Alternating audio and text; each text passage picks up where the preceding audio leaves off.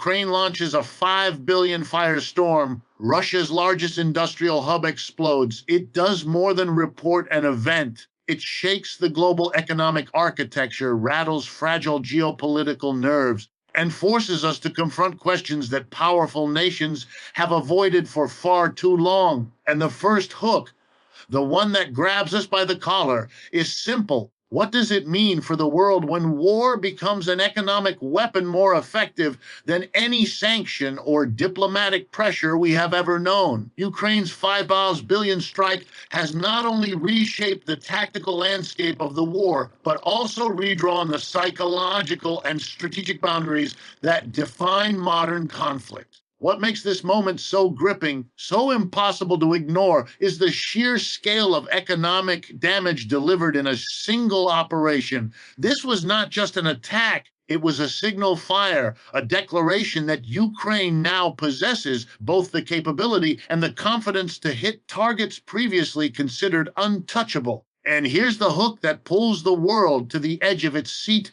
When a nation under siege manages to inflict the costliest industrial blow of the entire war, it forces every global actor to rethink what power really means in a 21st century battlefield. The strike's estimated 5 billion impact is not merely a statistic, it represents a tectonic shift in the war's economic dimension. Industrial hubs are the backbone of any nation's strength, economic, military, and political. Destroying such a facility in one calculated operation sends a message that Ukraine is no longer reacting to Russian pressure. It is actively reshaping the battlefield narrative. And the moment this news broke, analysts worldwide realized something crucial. Ukraine has reached a level of precision and operational sophistication that even its strongest supporters did not anticipate this early in the conflict. Behind the explosion lies a deeper strategic logic. By targeting such a high-value facility, Ukraine isn't just diminishing Russia's industrial output. It is destabilizing the economic foundation that fuels Russia's wartime machinery. This is where the global community must pay attention. A $5 billion industrial loss reverberates far beyond military headlines. It affects markets, production schedules, logistics, and long-term economic planning. The hook here is simple. One missile can disrupt a nation, but the destruction of an industrial nerve center can destabilize an entire region's economic balance. The sheer scale of the strike leaves Russia confronting a dilemma it has long sought to avoid: how to protect its own homeland infrastructure from a conflict it largely expected to keep at arm's length. The attack exposes vulnerabilities that Russia has always insisted were under control. It challenges Moscow's narrative of security, competence, and industrial dominance. And in doing so, it forces both allies and adversaries to reevaluate Russia's ability to withstand a long, economically intensified war. In essence, the 5 billion Firestorm is not just a headline, it is a turning point. It has raised the cost of the war, raised the stakes for global power players, and raised the question that now hangs over the entire conflict. If Ukraine can deliver this scale of damage today, what will the next phase of this war look like tomorrow? Russia's largest industrial hub was never supposed to become a battlefield, yet in a single night it transformed into the epicenter of an economic and strategic shockwave that continues to reverberate far beyond its borders. What makes this moment so compelling, so impossible to ignore, is that Ukraine didn't just hit a target, it struck the core of Russia's industrial identity. This was a blow aimed not at soldiers, not at military outposts, but at the machinery that keeps an economy moving, a military supplied, and a government confident. And here's the hook that pulls every observer into the gravity of this event. When the heart of a superpower's industrial engine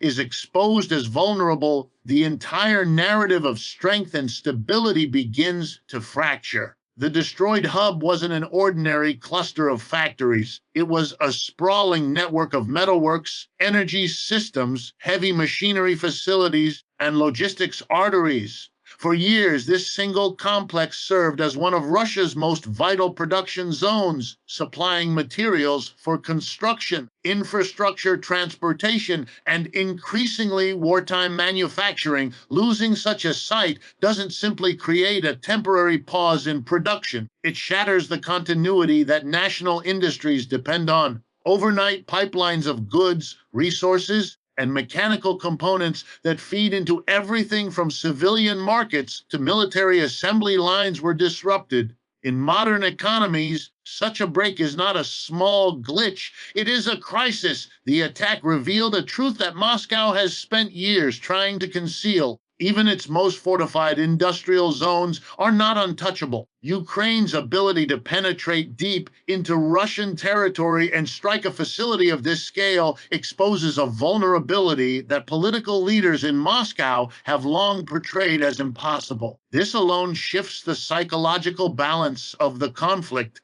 The hook here is simple but powerful. When a country realizes its industrial giants can fall, its confidence begins to tremble. Beyond the psychological impact, the operational consequences are severe. The loss of this hub forces Russia to reroute production, reallocate resources, and confront delays that will ripple through both civilian and military supply chains. Replacement parts will take longer to produce. Industrial recovery will demand billions in reconstruction costs. And perhaps most critically, this strike forces Russia to divert its defense systems inward toward its own territory, creating new vulnerabilities elsewhere along the front. For global markets, this event raises alarms. Russia exports metals, energy components, and heavy industrial products to countries far beyond its borders. When such a major node goes offline, markets prepare for supply shortages, price adjustments, and economic volatility. Investors are now watching with unease,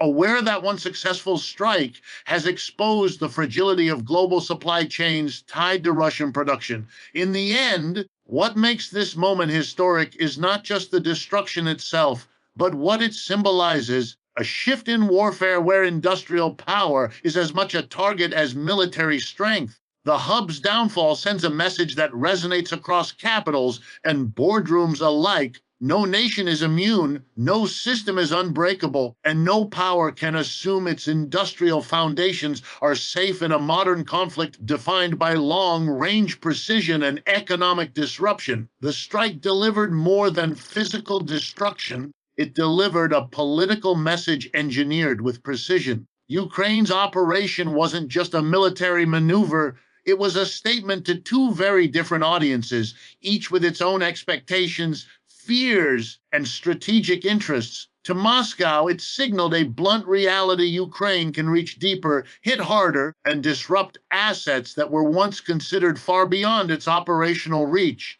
To Western capitals, it served as a compelling demonstration of why continued support matters, why advanced weaponry changes outcomes, and why Ukraine's resilience is far from exhausted. And here is the hook that draws everyone in. This wasn't merely an explosion, it was a recalibration of global political confidence. For Russia, the strike breaks through the narrative of invincibility that the Kremlin has spent years cultivating. Moscow has consistently projected the image that its industrial heartlands are protected, shielded, and immune from the chaos of war. Ukraine shattered that illusion in a single night. Suddenly, Russian policymakers face a stark question: if one of their most important industrial hubs can be targeted, what else lies vulnerable? The psychological impact inside Russia is profound, shifting the conversation from confident messaging to uneasy introspection. It forces political leaders to acknowledge gaps in their defense, to reconsider resource allocation, and to confront the domestic pressure that arises when homeland stability appears at risk. The hook here is sharp. When a government can't guarantee safety at home, its authority begins to erode.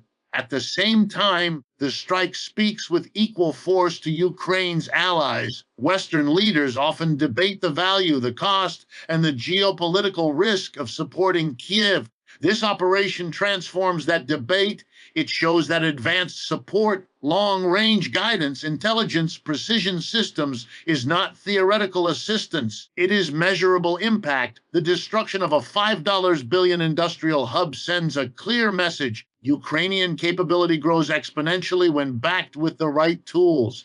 And for decision makers in Washington, Brussels, Berlin, and London, this becomes both a justification and a persuasion point. It reinforces the argument that Ukraine is not fighting a losing war. It is adapting, innovating, and achieving outcomes that shift the strategic balance. The hook for the West is compelling. Supporting Ukraine is not merely symbolic, it produces results with global consequences. This dual message intensifies the political atmosphere everywhere. Russia is pushed toward defensive overreach, forced to protect deeper territories while continuing its offensive ambitions. Western governments are pushed toward renewed discussions on aid packages, air, defense systems, and long-term commitments. And in this dynamic tension, Ukraine stands at the intersection, showing that its decisions on the battlefield are shaping political calculations from Moscow to Washington. In moments like this, wars stop being regional conflicts. They become international political barometers, measuring resolve, capability, and the shifting balance of power. And with this strike, Ukraine has shown it can influence that balance in ways that command the world's attention. The destruction of Russia's major industrial hub sent shockwaves that didn't stop at the borders of the conflict. They traveled through supply chains, commodity markets, and global manufacturing lines, reminding the world of a truth it often tries to ignore in a globalized economy. No explosion is ever local. What makes this moment so gripping is that the target wasn't just a military facility, it was a critical industrial artery connected to countless sectors worldwide.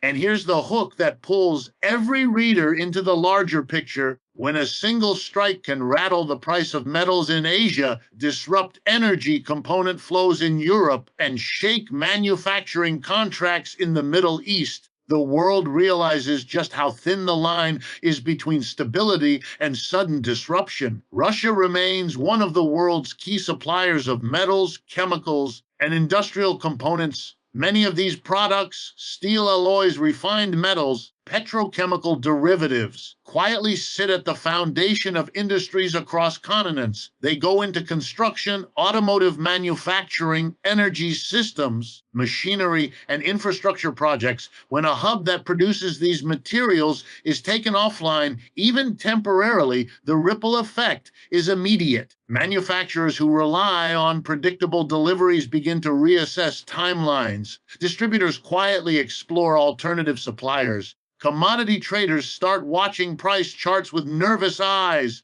What seemed like a distant conflict suddenly becomes a logistical problem on the desks of executives thousands of miles away. Markets have long thrived on predictability, but this strike has introduced a new level of uncertainty. The global supply chain was already strained from years of pandemic disruptions, inflationary pressures, and geopolitical rivalries. The sudden loss of a giant Russian industrial complex adds yet another fracture point. The hook here is powerful. Economies today are built on interconnected threads, and when one major node snaps, the entire web feels the tension. Analysts warn that the ripple effect could lead to price hikes in metals and manufacturing materials, potential delays in production cycles, and increased pressure on global shipping routes already struggling to keep up with demand. This disruption also forces companies to confront an uncomfortable reality. Reliance on Russian industrial output, once considered stable despite political tensions, is now an unpredictable variable. Some may shift to alternative suppliers,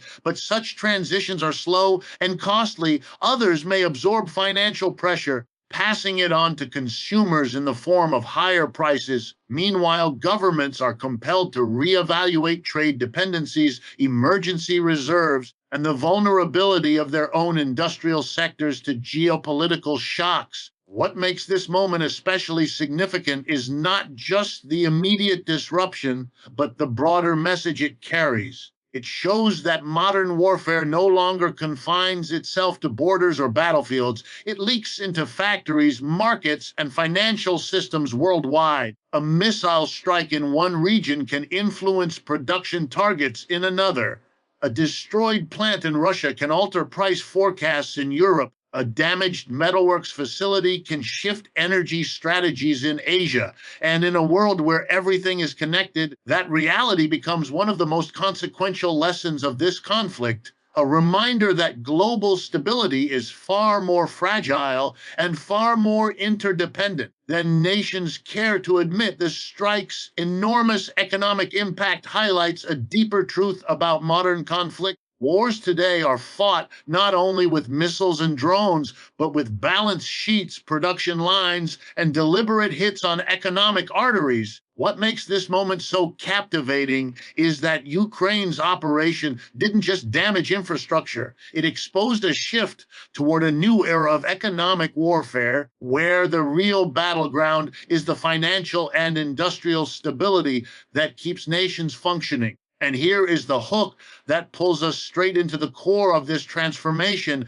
When a single attack can erase $5 billion of economic value overnight, it becomes clear that the price of war has entered an entirely different league. This strike demonstrates with painful clarity that industrial power has become as central to modern warfare as military strength itself. Factories, energy plants, logistics hubs, these are no longer background assets, they are frontline targets. By hitting one of Russia's most important industrial engines, Ukraine didn't just disrupt production, it forced Moscow to confront the reality that its economic foundation is increasingly vulnerable.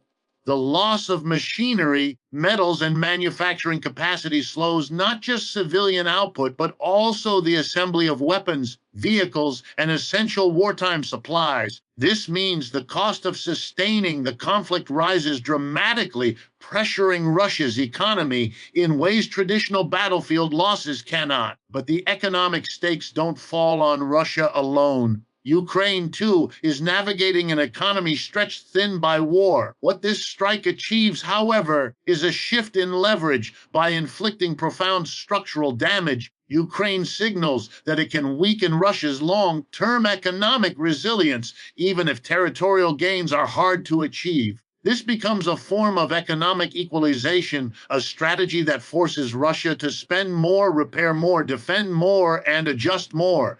And that hook is powerful. When a country can't defeat its adversary through territory, it turns to the realm where pressure hurts the most: the economy. For analysts, this moment marks a significant evolution of the conflict. Economic warfare is rarely discussed with the same emotional intensity as front-line combat, but its consequences are often more enduring. Destroyed investments, disrupted energy networks, swollen reconstruction costs, these linger long after the smoke clears.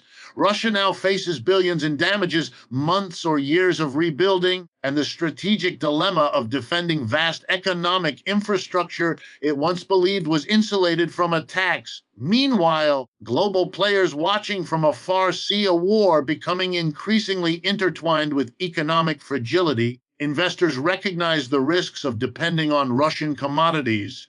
Governments revisit their strategic reserves, and military planners acknowledge that industrial capacity is now a central vulnerability in modern conflict. In this environment, the attack becomes more than a single event. It becomes a symbol of how wars in the 21st century will be fought by undermining economies, destabilizing industrial systems, and forcing adversaries into costly cycles of repair and reinvestment. This is the new battlefield, where a destroyed factory can be as devastating as a defeated battalion, and where the cost of war is counted not only in casualties, but in the billions lost to a single strategic strike. The political fallout from this strike is already taking shape, and what makes this moment so gripping is that it forces every major capital, Moscow, Washington, Brussels, Beijing, to confront questions they can no longer postpone.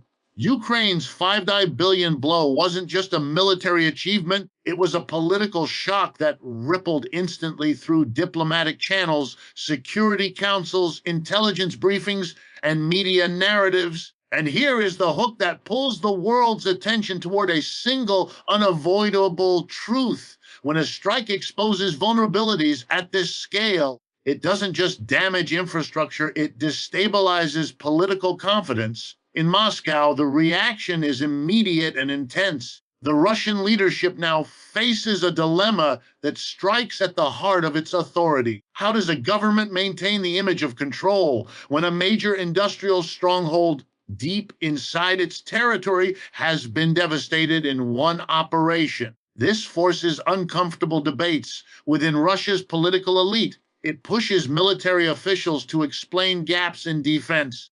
It pressures regional governors to justify preparedness failures. And it exposes President Putin to renewed scrutiny from both hardliners demanding escalation and moderates fearing prolonged economic damage. The political center of gravity in Moscow shifts when the public sees proof that the war is no longer distant but reaching into the country's industrial heartlands. Meanwhile, in Western capitals, the reaction carries a different tone, one of validation mixed with caution. This strike becomes evidence that Ukraine can effectively use advanced Western systems, intelligence, and support. It strengthens the argument of lawmakers and leaders who insist Ukraine is capable of turning the tide with consistent assistance. But the hook for the West lies in the tension beneath the celebration, the fear that a strike of this magnitude could provoke a new level of retaliation from Russia.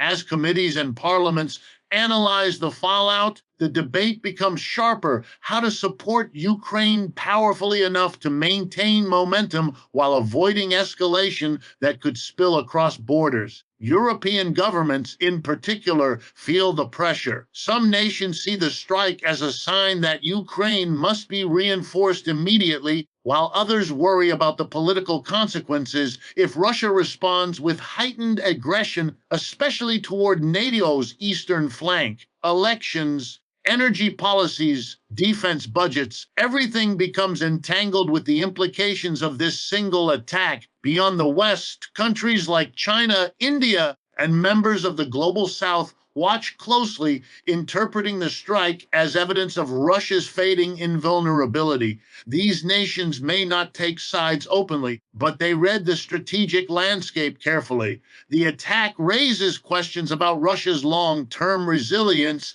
its ability to protect trade routes, and its capacity to remain a dependable partner. Quiet recalculations begin behind closed doors. What transforms this moment into a political turning point is the convergence of these reactions. A single operation has forced governments, some supportive, some hostile, some undecided, to re-examine their positions. It pressures alliances, provokes debates, and tests diplomatic resolve. And as the world watches Russia attempt to restore its shattered industrial hub, one fact becomes undeniable. This strike didn't just target a facility, it targeted assumptions, expectations, and political certainties across the global stage.